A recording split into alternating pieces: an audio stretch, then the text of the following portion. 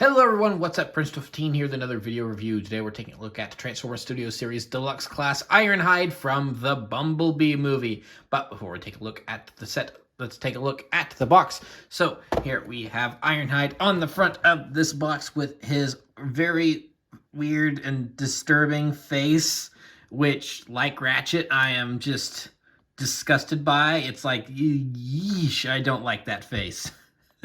It's just, again, I think it has something to do with the smoothness and the beady eyes. It's just, ugh, I don't like it.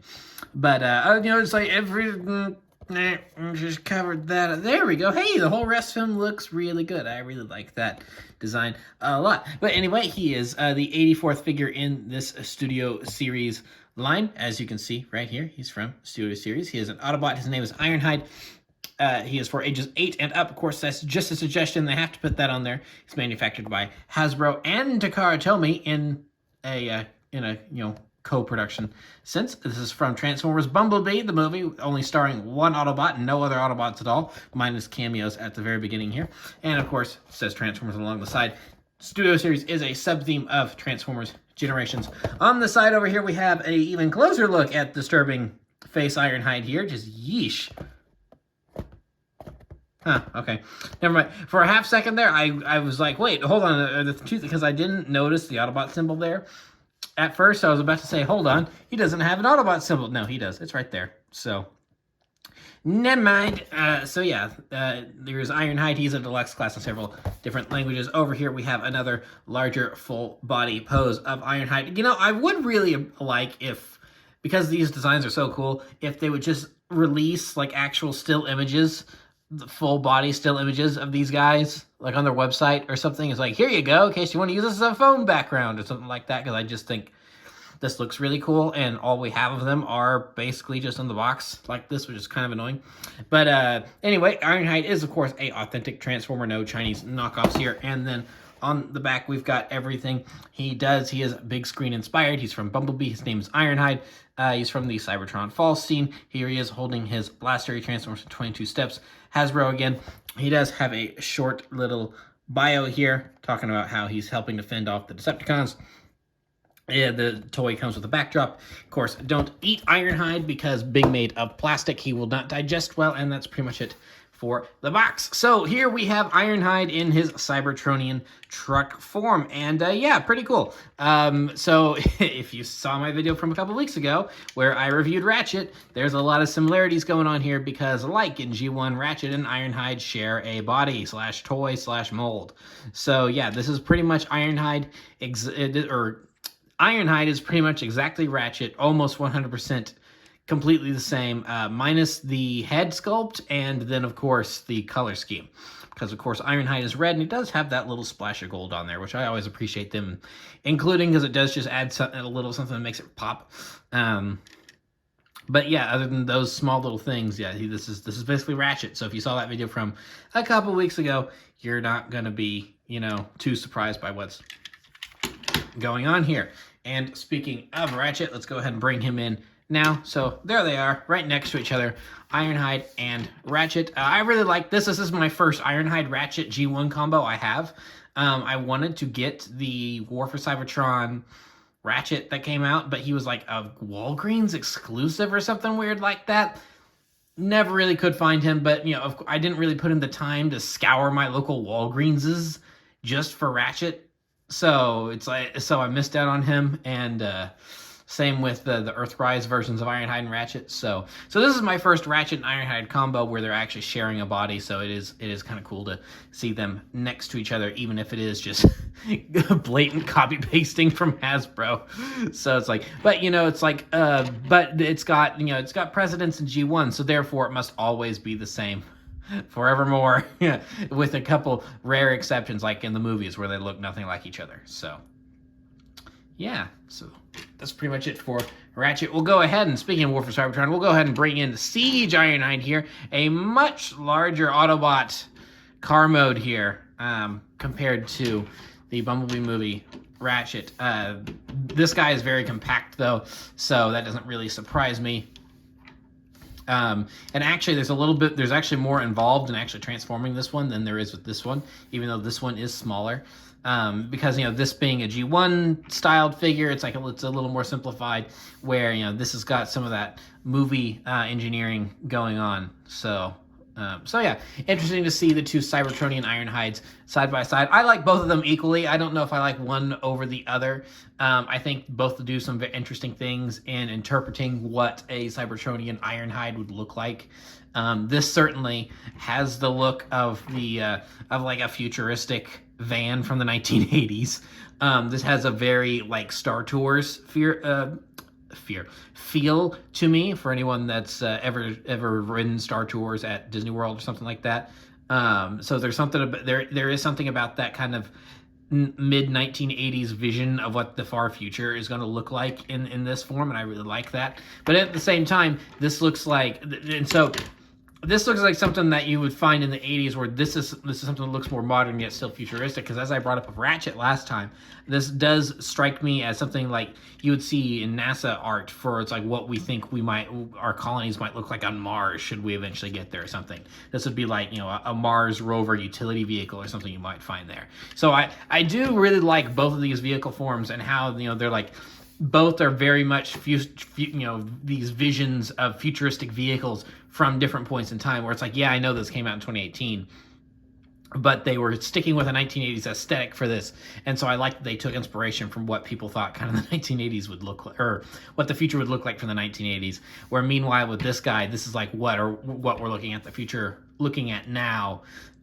in 2022, 2023, so in that range.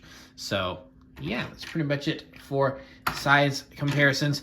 And then really quick before we do move on, he does come with his blaster here, so we'll just go ahead and put that right on here. So Ironhide, I can definitely see, driving down the road just blasting Decepticons, and it does do, if you get it on the, will do a 360 around, so you just, that actually could make for a really cool action scene where Ironhide is just driving down the road and he's just blasting Decepticons at a 360 radius as he's driving along, and that actually sounds pretty cool. So yeah, that is his blaster. Unlike a lot of other times, the weapon storage for this guy actually makes sense, because he's a Cybertronian vehicle, so it's like you can imagine those things just go popping out of the front there.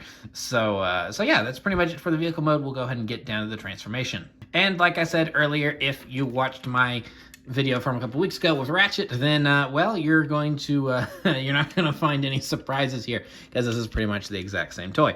So just start with popping these panels off like such, and unplugging the arms from down here, and then we'll just go ahead and get this untabbed, because there is a tab that goes into that slot right there. So same thing over here, just get this untabbed, and then we'll just kind of go ahead and fold that in a little bit and keep that like that for now, and we'll move on to down here. So this will just tab in right here, just get that all untabbed, and then this little panel here does tab in. This is a black plastic, so it's not going to want, there we go. So that will just tab into there, so that'll just pop out like that, and then we can get all of this moved out of the way like such, and we'll go ahead and just work on the legs here. So let's go ahead and bring these down like that, and then this whole section here will swivel down, bring the legs down, swivel those around, and then we'll just bring the feet up like such, and then go ahead and there we go. Move those into position, and you can kind of see it's not exactly a port, it's more like a little rivet, just a little indentation. And for some reason on both Ratchet and Ironhide, this one really actually snaps into place and you can hear it, while this one doesn't even really make a thoop. So it's like, that's kind of interesting. I don't know why that is on both my copies here. So with that done, we'll go ahead and just kind of move this up, and then this whole thing here will just kind of move around like such, and then we want to bring this down. And this is a little bit of a tough hinge to work with, so now that we have that down, we'll just bring it forward, and then this will all just tab in right Oh, there we go. There we go. We heard it click. It'll just happen like that. Then we can go ahead and bring these back panels around like such. And then they'll just tab in right back here. All nice and snug.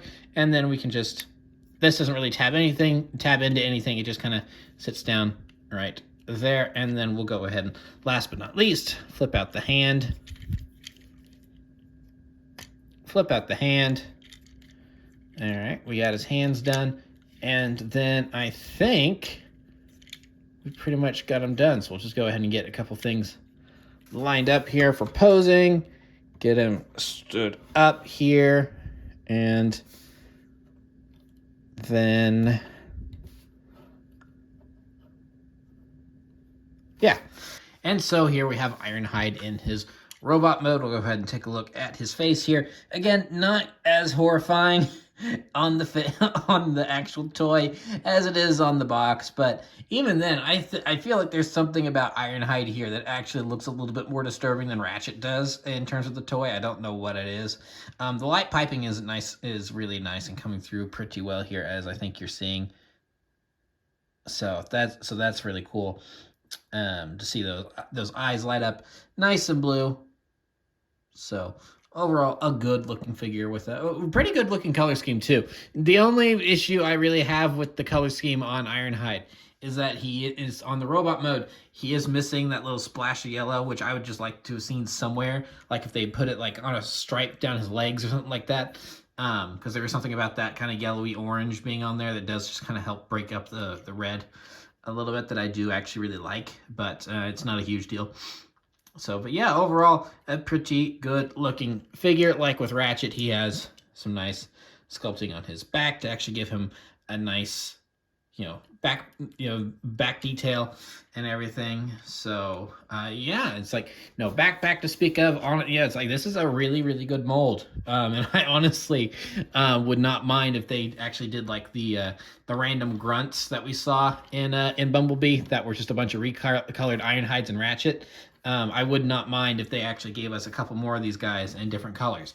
Would I pick up all of them? No, but I feel like if they were to do that, I probably wouldn't go, that's so lazy. I'd probably go, you know what? I think this is a good enough mold. You can get away with it. So yeah, there is Ironhide. Oh, let's go ahead, just really quick. Let's go ahead and give him his blaster because he is Ironhide. So he is a warrior. He must be armed at all times. So there we are with Ironhide. And then for comparison, we'll just go ahead and bring in Ratchet. So, of course, same exact toy, pretty much. Just slightly different variations on the color scheme, with the exception of the head. And I can't remember. I'm pretty sure they did Ratchet first because on the toy, on this piece, there is that little indentation there, so you can get that over the prongs on Ratchet's head, where Ironhide has the exact same indentation on that piece, but he has no prongs on his head. So I couldn't remember which one came first. I'm pretty sure that confirms that Ratchet was first, and Ironhide came second. So we do not have a chicken and the egg situation here. And then just for fun here, of course, here are both of them with Earthrise, with War for Cybertron Siege. Ironhide, he's a good head taller than both of them. This guy's a chunky boy. He's from a different line and everything. So it's like, but it's a very good interpretation of G1 Ironhide, if you ask me. I still really like that guy. But yeah, so there's how he stacks up with them. So we'll go ahead and move him off to the side, and then we'll just kind of move Ratchet over a little bit, and then bring in Brawn and Optimus Prime, both from the Bumblebee movie. So there we have our Cybertronian Autobots all together. And and you know what? I forgot to do this during the vehicle comparison, but there's Bumblebee. We'll just stick Bumblebee in there a little bit. So there we have a bunch of our Bumblebee movie Autobots, and they're a pretty good looking group. I really held off on getting these guys for a while, and then I just got swept up in Rise of the Beasts anticipation, which is why I picked them up. It's like so when I'm recording, it's early May when I'm recording this, and I've hardly been able to find any Rise of the Beast toys in my area, unfortunately, which I'm irritated by. But it's also early May, so it's like maybe. So it's I can remember back in the day, it's like when the original trilogy was coming out, that it would be like more mid to late May before the toys really started hitting for the movie. So it may just be a little early yet. And so, but it's like, but I'm starting to get that itch. I'm starting to get that Transformers movie toy itch, where it's like, ooh, the weather, it's warm, but it's not cold either. It's that nice little perfect mix where you can walk around outside in like a light jacket and or no jacket, and there's a nice little breeze, and it's, like, you know what, it feels just kind of nice to just stand out here. And then you got that anticipation. It's like, ooh, there's a Transformers movie coming out. It makes me feel like I'm back in like the 5th and the 7th grade, waiting for Revenge of the Fallen, Dark of the Moon. So it's a really fun feeling to be having that again, even if I am still a little apprehensive about Rise of the Beast. But so yeah, I did finally pick these guys up, and I'm so impressed. It's like, because they're such good designs, and I think they've made for some really, really good toys too. So I'm sold on these guys so much that I think I'm probably going to bite the bullet and get RC and Wheeljack as well. Especially since, of course, they're going to have Rise of the Beast versions, and I may end up picking up those as well. So it's like, it'll be a good compare and contrast thing. So yeah, I'm very happy with the gang here. So we'll go ahead and move them all back off to the side here. Just have Ironhide on his own again. And then last but not least, we will take a look at the box once again, and the display that comes in it. Of course, this is another one of those boxes where there is no plastic insert, so you can just stick your hand in there and mess with the toy. But that's not really the main reason we're looking at the box again. Of course, since this is a Studio Series figure, each one does come with a optional display that you can put your characters on. So here is our Cybertron Falls scene. Just grab Ironhide here, put him right there, and yeah. So yeah, I don't have room for these backdrops on my shelf, but I do keep all the boxes, because I like that they include the backdrops. And so yeah, I do like that they give you the option of displaying the figures on these backdrops if you actually have room for them. That is pretty cool. It just makes these figures feel a little bit more premiere, or it's like, it's very special and stuff. Like, these are actually a really great quality product, and for the most of the time they are. I'm really pleased with how Ironhide turned out here. Same with Ratchet and Brawn. It's like all the Cybertronian Autobots that I've looked at in the last couple weeks. And so yeah, I totally recommend all of these Cybertronian mode vehicle characters. Ratchet, Brawn, now Ironhide. It's like this is a great toy. Looks good, transforms well. Again, I feel like the face is disturbing, but that's something I can kind of look past. It's like me. All right, they're perfect. But it's like, that's such a small little nitpicky personal thing for me that it does not ruin this toy at all. I don't know which one I like more between Ironhide and Ratchet. I think I may be going towards Ironhide. Just something about the red and the red and the different shades of gray really speak to me. And actually, you do get a little bit of that orange poking out there. I'm just now noticing this.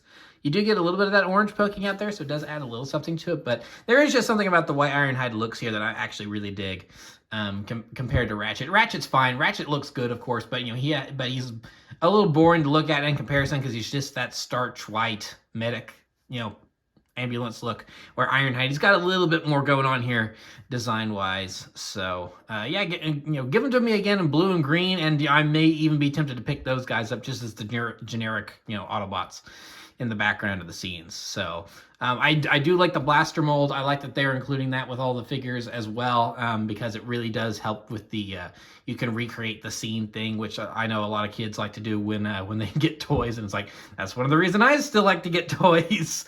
So it's like, it really does help with that, authenticity of, it's like, yeah, this does feel like it's straight out of the movie and everything. So I would highly recommend this figure. And because I think he's just pretty great. And also, I do like the fact that he is the 84 Studio Series figure. So I like that one of the original Autobots from Transformers did get the 84. It would have been cooler if they like somehow managed to make this an Optimus figure or a Bumblebee. Not that Studio Series doesn't have enough Bumblebees already.